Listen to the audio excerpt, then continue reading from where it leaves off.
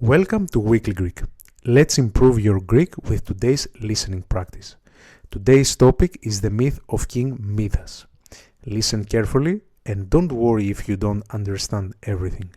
You will find the full transcript, vocabulary and quiz through the link in the description below.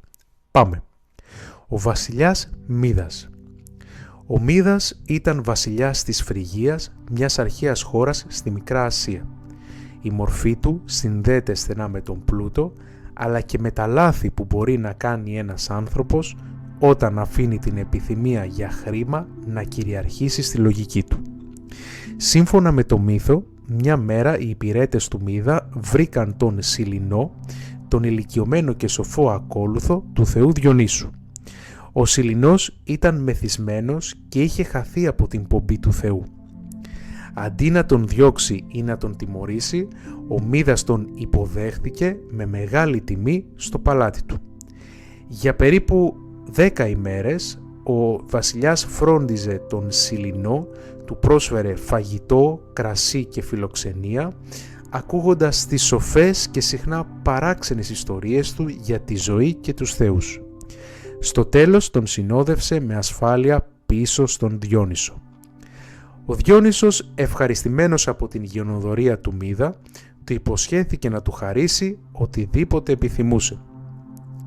Ο Μίδας, χωρίς να σκεφτεί τις συνέπειες, ζήτησε το εξής: να μετατρέπεται σε χρυσό ό,τι αγγίζει.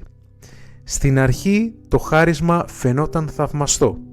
Όπου ακουμπούσε το χέρι του, τα πάντα γίνονταν χρυσά. Τα κλαδιά των δέντρων, τα λουλούδια, οι πέτρες, ακόμα και τα έπιπλα του παλατιού του. Ο Μίδας ένιωθε πανίσχυρος και απίστευτα πλούσιος. Σύντομα όμως η χαρά του μετατράπηκε σε τρόμο. Όταν προσπάθησε να φάει ένα κομμάτι ψωμί, αυτό έγινε χρυσός. Το νερό που έφερνε στα χείλη του μετατρεπόταν σε σκληρό μέταλλο. Δεν μπορούσε ούτε να τραφεί ούτε να ξεδιψάσει. Σε ορισμένες εκδοχές του μύθου, η τραγωδία κορυφώνεται όταν αγγίζει την αγαπημένη του κόρη και εκείνη μετατρέπεται σε χρυσό άγαλμα. Τότε ο Μίδας συνειδητοποιεί ότι το δώρο που του έδωσε ο θεός Διόνυσος ήταν στην πραγματικότητα μία κατάρα.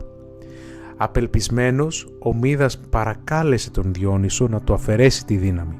Ο θεός τον λυπήθηκε και του έδωσε οδηγίες: να πάει στον ποταμό Πακτολό και να λουστεί στα νερά του. Ο Μίδας υπάκουσε. Μόλις μπήκε στο ποτάμι, η δύναμη πέρασε από το σώμα του στο νερό.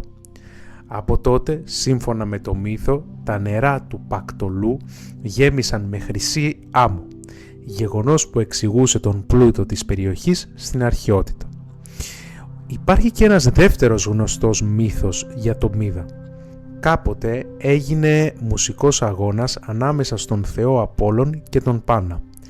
Ο Μίδας προτίμησε τη μουσική του Πάνα, κάτι που εξόργησε τον θεό Απόλλωνα. Ως τιμωρία ο θεός του χάρισε αυτιά γαϊδάρου.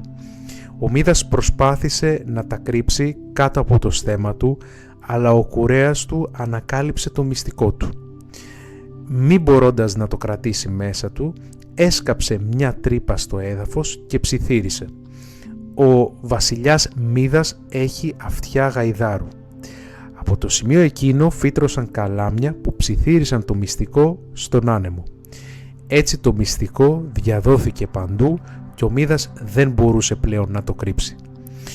Ο μύθος του Μίδα μας διδάσκει ότι η απληστία και η κακή κρίση μπορούν να οδηγήσουν σε δυσάρεστες συνέπειες.